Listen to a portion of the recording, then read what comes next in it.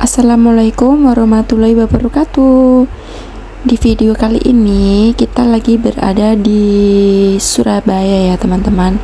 Nah di sini tuh sebenarnya awal pertama kali akan melaksanakan ibadah terawih bersama Ustadz Hanan Ataki. Nah di sini kan harus registrasi ya teman-teman. Dan untuk pembayarannya satu orang itu Rp150.000. Nah ini adalah proses untuk masuknya ya teman-teman.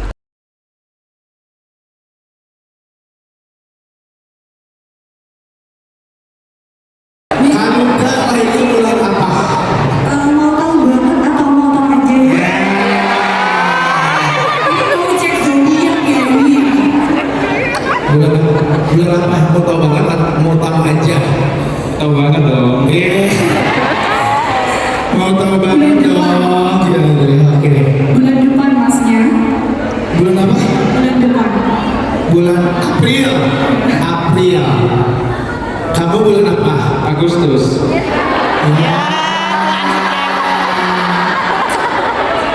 Berarti lebih tua berapa bulan? 4 bulan ya. Lebih tua berarti.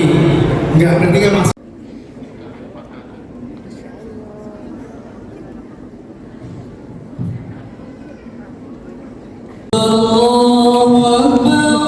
أشهد أن لا إله إلا الله أشهد أن محمدا رسول الله حي على الصلاة حي على الفلاح قد قامت الصلاة قد قامت الصلاة الله أكبر الله أكبر لا إله إلا الله.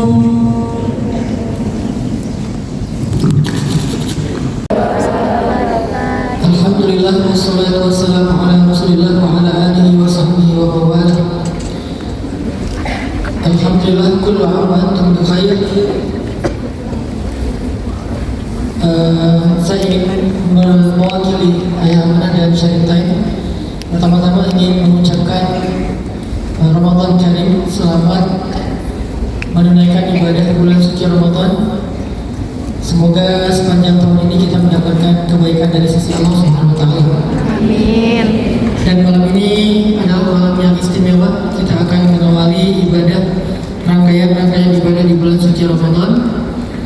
Dan insya Allah pada malam ini kita akan melakukan sholat tarawih dan ditutup dengan sholat witir dengan skema sebanyak 23 rakaat dan salam itu kita lakukan dalam 2 rakaat sekali. Jadi 2 rakaat 1 kali salam sampai 23 rakaat, 20 rakaat, kemudian nanti ditutup dengan sholat witir 2 kemudian 1. Seharusnya di setiap 2 rakaat kita akan berzikir, bersolawat, tetapi karena waktu kita terbatas, karena setelah ini kita masih akan melakukan sharing, maka kita hanya melakukan sholat saja dan ditutup dengan zikir terakhir setelah witir, sehingga kita masih punya waktu buat sharing pada malam ini. Teman-teman yang dirahmati Allah Subhanahu wa taala, banyak riwayat yang mengatakan tentang jumlah rakaat salat tarawih yang dilakukan di zaman Nabi. Hargai dan kita menghargai setiap riwayatnya, setiap pendapatnya. Ada riwayat mengatakan Nabi melakukan salat tarawih sebanyak 11 rakaat, dan juga ada riwayat yang sama kuatnya mengatakan akan salat tarawih sebanyak 21 ataupun 23 rakaat. Kemudian salah satu di antara fadilah atau keistimewaan bulan suci Ramadan, saya suka mengambilnya dari ungkapan Ibnul Jauzi, seorang ulama ahli wa'az, ahli nasihat. Ibnul Jauzi pernah bilang begini, perumpamaan bulan suci Ramadan di antara 12 bulan yang lainnya adalah seperti perumpamaan Nabi Yusuf di antara saudara-saudaranya di sisi Nabi Yakub. Perumpamaan bulan Ramadan di sisi Allah di antara 12 bulan yang lainnya adalah seperti perumpamaan Nabi Yusuf di antara 12 saudaranya di sisi Nabi Salam. Kita tahu betapa cintanya Nabi Yakub kepada Nabi Yusuf, sampai ketika beliau kehilangan Yusuf, beliau menangis sampai menjadi buta. Lalu ketika kakak-kakaknya datang dari Mesir membawa baju Yusuf, walaupun mereka belum sampai ke rumah, jaraknya masih jauh, Nabi Yakub yang buta sudah mencium aroma tubuhnya Yusuf. Dan Nabi Yakub mengatakan, apakah Yusuf telah datang? Ternyata itu hanyalah aroma dari baju yang dibawa oleh kakak-kakaknya. Sampai di rumah kemudian Nabi Yakub mengusap baju tersebut di wajahnya, sehingga dengan izin Allah Nabi Yakub sembuh dari butanya dan kembali bisa melihat. Dan masih banyak lagi ilustrasi tentang sayangnya Nabi Yakub kepada Yusuf yang sangat berbeda dengan bagaimana Nabi Yakub melihat anak-anaknya yang lain. Maka demikianlah cinta Allah kepada Ramadan di antara 11 bulan yang lain. Sehingga siapa yang ingin menjadi hamba kesayangan Allah, ingin menjadi hamba yang didahulukan oleh Allah daripada siapapun, ingin menjadi hamba yang sangat dicintai oleh Allah seperti cinta Yakub kepada Yusuf, maka jadikanlah bulan Ramadan sebagai bulannya Allah. Arti bulannya Allah, bulan yang di dalamnya kita memberikan lebih banyak waktu buat Allah ketimbang waktu buat berdagang dan seterusnya. Kita berikan waktu yang lebih banyak lagi buat Allah. Salah satu cara kita memberikan waktu yang lebih banyak kepada Allah adalah dengan qiyam Ramadan, dengan sholat di malam-malam Ramadan. Jadi kita bisa melakukan sholat sebanyak-banyaknya. Bahkan di zaman Imam Asy-Syafi'i mereka tarawihnya 40 rakaat.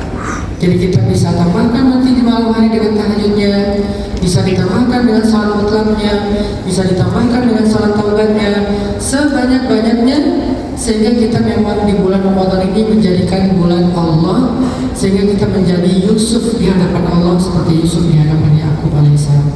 Semoga kita bisa menjadi hamba kesayangan Allah dengan Ramadan kali ini, dan semoga Ramadan kali ini adalah Ramadan terbaik dalam hidup kita. Amin. Barakallahu fikum. Gak usah khawatir, walaupun 23 rakaat kita tetap bacanya yang pendek-pendek aja. Kalau 23 rakaat lebak orang, saya yakin nanti tinggal satu sok nih. Saya juga gak sanggup. Jadi kita baca dari At-Takatsur sampai An-Nas setiap satu rakaat. At-Takatsur rakaat kedua Al-Ikhlas sebagaimana surat favorit. Kemudian Al-Asr Al-Ikhlas, Al-Humazah Al-Ikhlas. Jadi insyaallah gak ada lama ya. Barakallahu fikum. Yuk kita siapkan saf kita.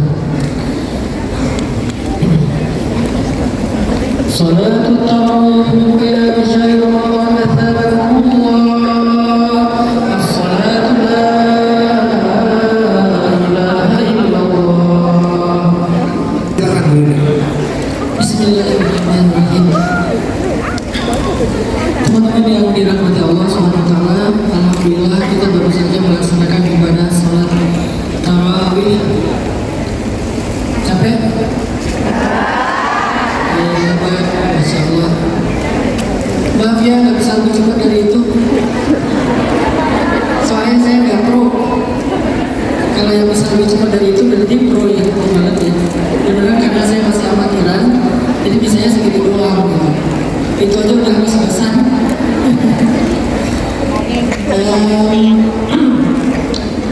Nabi itu pernah bilang gini, sabaqal mufaddidun, kata Nabi. Orang-orang mufaddidun itu masuk surga lebih dulu, kata Nabi. Orang-orang mufaddidun masuk surga lebih dulu. Kemudian para sahabat nanya, ya Rasulullah, wahai Rasulullah, manil mufaddidun? Siapa itu mufaddidun ya Rasul? Terus Nabi menjawab, al-mufaddidun, orang yang masuk surga lebih duluan itu adalah adz-dzakirina Allah orang-orang yang berzikir kepada Allah yang banyak, laki-laki dan perempuan. Jadi kalau kita pengen jadi orang yang lebih dulu masuk surga, seperti yang disebut di dalam surat Al-Waqi'ah, was-sabiqun as-sabiqun, maka cara masuk surga lebih dulu itu adalah berlomba-lomba dalam zikir yang sebanyak-banyaknya. Tadi saya cuma pengen ngasih simulasi supaya kalian bisa mengamalkannya sendiri-sendiri di rumah. Sebelum tidur berzikirlah kepada Allah minimal 100, 200, 300, dan zikir itu boleh disenandungkan supaya kita bisa lebih menghayati, menikmati al-unsu billah, berduaan dengan Allah. Zikir, jadikan diri kita seperti Sayyidah Maryam ahli zikir. Jadikan diri kita seperti Sayyidina Yahya alaihissalam ahli zikir. Ini amalan-amalan orang-orang yang istimewa zikir ini. Dan jangan berpikir zikir itu cuma ibadah. Zikir itu adalah cara kita menjadikan doa kita itu gak akan pernah ditolak. Makanya kalian kalau mau doa itu jangan langsung angkat tangan, Rabbana atina fid dunya hasanah wa fil akhirati hasanah wa qina adzabannar. Pulang aja, jangan gitu. Kenapa? Karena Nabi SAW mengajarkan kalau kita mau berdoa itu wirid dulu, kata Nabi. Wirid itu apa isinya? Pertama, as-sana'u 'ala Allah, memuji-muji Allah. Memuji Allah itu dengan zikir, dengan la ilaha illallah, dengan subhanallah, dengan alhamdulillah, dengan Allahu akbar. Puji Allah sebanyak-banyaknya. Boleh sambil disenandungkan. Makanya diriwayatkan bahwa Nabi itu ketika sedang berzikir itu beliau yatamayal. Yatamayal itu kayak gini nih. Jadi kalau zikir itu jangan kaku. Subhanallah, subhanallah, subhanallah, subhanallah. Beres zikir, ininya juga ikut kaku ya. Nabi itu kalau lagi zikir yatamayal itu kayak gini. La ilaha illallah, la ilaha illallah, la ilaha. Jadi kayak menikmati berdoa dengan Allah. Jangan terlalu kan? Itu adalah as-sana. Kalau kita bisa membuka doa kita dengan sana, dengan memuji-muji Allah SWT, apalagi pakai asma'ullahil husna, sifatillahil ulia, membuka dengan memuji-muji nama Allah, memuji-muji sifat Allah, menghafal sifat 20 yang wajib bagi Allah dan seterusnya. Kemudian ditambah dengan sholawat kepada Nabi, dengan sholawat-sholawat yang indah. Kemudian ditambah dengan madhiyah nabawiyah, dengan qasidah puji-pujian terhadap Rasulullah SAW. Maka ketika kita mengangkat tangan berdoa, doa kita itu menggetarkan arasy. Itu cara kalau kalian pengen doa kalian itu menggetarkan langit. Baru nanti ujung-ujungnya setelah tana, setelah sholawat, setelah madhiyah, setelah zikir, baru ujung-ujungnya jodoh ya Allah. Jangan belum apa-apa, jodoh. Kalau yang sebelah sana, fulus. Kayak Afrika yang di Arab itu. Fulus. Terus kata si orang-orang di sebelahnya, kamu kalau berdoa jangan minta fulus doang, minta ampunan, minta surga, jannah, kata dia. Sekarang jannah fulus. Kabarnya dia sekarang udah kaya. Dan saya terinspirasi dari sini. Jadi teman-teman yang dirahmati Allah SWT, tadi yang kita lakukan sholat tarawih, zikir, semoga bisa kita dawarkan masing-masing di rumah masing-masing. Baik, kita akan bahas satu tema, kita nggak akan terlalu panjang-panjang. Temanya adalah tentang satu kalimat yang pernah diajarkan Rasulullah SAW agar kita menjadi orang yang lapang dada. Satu kalimat yang diajarkan Rasul agar kita menjadi orang yang lapang dada. Lapang dada terhadap takdir, lapang dada terhadap sebuah luka, lapang dada terhadap sebuah kesalahan, lapang dada terhadap sebuah ujian dan musibah. Apa kalimat yang diajarkan Nabi agar kita memiliki kelapangan dada? Kalimatnya adalah bencana yo. Ini jangan dipotong ya, kalau dipotong nanti viral ini. Wah, kata Ustaz Hanan, Nabi ngajarin satu kalimat lapang dada namanya bencana. Nanti viral lagi saya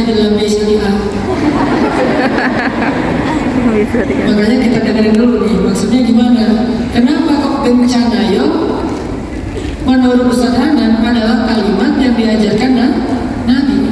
Apa arti bencana yo? Apa? Boten nopo-nopo, orang opo, tenanaon, gak apa-apa. Itulah kalimat bencana. Nah, kira-kira ada yang tahu nggak bencana itu kalau dalam bahasa Arab apa? Apa? Ini banyak santri ya. Bukan labasa, itu mah Naruto kali ya, labasa. Labas. Ini kalau pakai bahasa natif ya, orang Arab asli ngomongnya labas. Kalau orang pesantren labasa. Kalau natif ngomongnya labas. Kalau orang pondok labasa.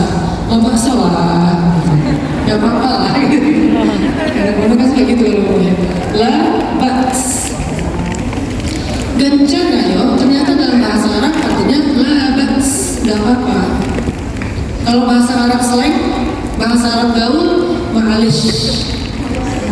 Kalau kan pengen terkesan gaul gitu ya, dengan bahasa Arab Dubai, bahasa Arab Kairo, itu bahasa Arab yang gaulnya tuh ma'alish. Jadi orang Arab tuh kalau misalnya dia ngerasa kayak lagi capek atau dapat musibah, dia usap-usap dada, dia bilang ma'alish. Kalau istri lagi nangis, dia usap-usap kepalanya, ma'alish. Gak apa-apa wahai kekasihku, gak apa-apa. Karena mereka manggilnya habibti, karena manggilnya ana. Kenapa manggil orang lain malah ana? Karena dia adalah belahan jiwaku, jadi dia manggilnya wahai aku gitu. Itu bahasa Arab. Ternyata bencana yo dalam bahasa Arab itu adalah labas kalau bahasa formalnya. Dan kita bisa menemukan narasi-narasi bencana yo di dalam hadis. Ternyata bencana yo itu memang diajarkan oleh Nabi untuk memiliki dada yang lapang. Salah satu contohnya ketika Nabi menjenguk seorang laki-laki yang sakit di zaman beliau.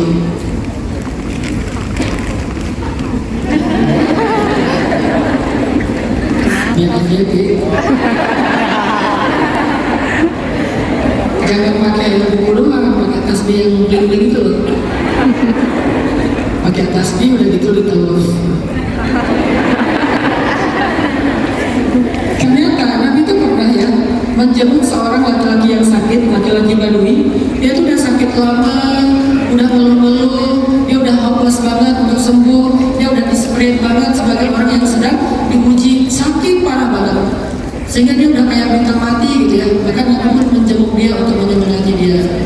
Ketika Nabi datang ke rumahnya, Nabi melihat keadaan dia udah sedih banget. Nabi bilang gini, nah bas, tahur insyaallah, gak apa-apa ini, pembersih dosa insyaallah. Terus dia gak terima, dibilang gak apa-apa. Akhirnya dia bilang gak apa-apa, ini tuh penyakit parah, banyak orang yang mati gara-gara ini, saya udah gak tahan lagi. Ternyata Nabi gak suka dengan komen dia. Akhirnya Nabi mengatakan, karena aminan, ya udah kalau gitu, Nabi pun pergi. Apa pelajarannya di sini? Ternyata labas atau bencana ya itu udah diajarkan Nabi sejak 14 abad yang lalu. Ketika Nabi menjenguk orang yang sakit, Nabi nggak bilang, aduh kasihan banget ya kamu, dosa apa sih kamu kena ain ya? Nggak ngomong gitu. Kan sekarang tuh ada dua kalimat orang-orang hijrah yang ada klise menurut saya. Yang pertama adalah ain, yang kedua adalah istidraj. Asal ada temannya sakit, kena ainnya. Makanya jangan terlalu narsis, jangan sering posting, jangan terlalu seneng FYP, jangan kena ain gitu. Kalau ada yang sakit, ain. Giliran temannya dapat nikmat, kayaknya sih istidraj ya. Sebetulnya ini iri sih lebih tepatnya. Karena saya nggak setuju lagi dengan penempatan kata ain dan istidraj, udah agak klise gitu. Padahal harusnya itu menjadi sebuah nasihat, bukan menjadi sebuah judging. Kalau nasihat nggak apa-apa, hati-hati dengan ain, kan Nabi juga ngomong kayak gitu kan. Tapi kalau asal teman kita sakit bilang ain sih itu, tahu nggak obatnya ain itu apa? Harus minum air bekas mandinya orang yang mencemburui dia, mengata-ngatain dia, mengenakan air kepada dia. Kan repot kalau bukan air. Itu kayaknya airnya. Siapa? Ya aku. Jadi kamu harus minum air bekas. Itu 2 kalimat yang bisa. Terus kalau temannya dapat nilai bagus, temannya beli mobil baru, temannya keterima di KPPS gitu ya, dia bilang apa? Istiqlal kasihan banget ya. Padahal itu adalah iri. Nah ternyata Nabi SAW itu teman-teman ngajarin tentang kalimat insan ayo untuk mendapatkan kelapangan hati, mendapatkan syahus sodar, lapang dada, sehingga bisa menerima sebuah kenyataan. Ketika menjenguk orang sakit, Nabi bilang, la ba'sa, tahur, insya Allah, gak apa-apa, ini pembersih. Sehingga orang yang mendengar itu harusnya, oh ya udah, saya ridho ya Allah. Karena Nabi bilang apa? Tidaklah seseorang itu tersandung batu atau tertusuk duri, kecuali itu semuanya akan menggugurkan dosa-dosanya dan mengangkat derajatnya di mata Allah. Jadi kalau kita dapat satu kesulitan itu enggak gratis, pasti menjadi kebaikan bagi kita, antara menggugurkan dosa atau mengangkat derajat. Semakin berat kesulitannya, semakin besar lukanya, semakin dalam ketusuknya, maka semakin banyak dosa-dosa yang digugurkan dan semakin besar pula, semakin tinggi pula kedudukan kita di mata Allah. Makanya Nabi bilang, gak apa-apa. Mau ngomong di mana lagi coba? Karena emang itu kebaikan di dalamnya. Fa inna ma'al usri yusra. Kalau kita memahami hakikat dari ujian sebagai penggugur dosa, karena kita sadar dosa kita banyak, sebagai pengangkat derajat, karena kita sadar amalan kita sedikit, maka kita butuh yang lain untuk mengangkat derajat kita. Kita akan berdoa banget dengan ujian-ujian kita, walaupun tetap nangis nggak apa-apa, nangis aja, menangislah. Mau nangis aja, mau terluka aja, mau sedih aja, mau marah aja. Semua itu adalah sifat manusia, nggak usah ditahan-tahan. Saya nggak mau ya kita terjebak ke dalam positivity toxic. Kamu jangan nangis, kamu harus kuat, kamu nggak boleh rapuh, kamu nggak boleh ini, kamu nggak boleh itu. Ya enggak lah, orang masa ditusuk sampai berdarah bilangnya nggak boleh berdarah. Kok kamu berdarah sih? Emangnya saya robot apa? Kan emang kalau berdarah aja, itu sifat manusia. Kalau berdarah-darah dalam hatinya ya udah berdarah aja, nangis aja. Mau teriak aja, tapi ditutup pakai bantal. Teriak, bantal di dalam air. Orang artis-artis saja pergi ke Bali buat teriak. Ngapain? Melukat itu datang ke sebuah tempat, ada air terjunnya, terus di air terjunnya, Melukat. Jadi kalau mau teriak aja, mau nangis aja, mau marah aja, mau luka aja, mau ngapain ya, mau makan aja. Karena di antara orang ciri-ciri ada orang yang mengalami beban mental itu pengen makan, udah makan aja yang banyak. Ada yang modelnya pengen makan, ada yang modelnya pengen terus nggak pengen makan. Saya tipe orang yang kedua. Kalau saya lagi ngalamin kayak kelelahan mental, saya nggak pengen makan, kenyang aja rasanya. Pernah 4 hari nggak makan, nggak lapar. Istri saya pikir saya, masya Allah, keluar dia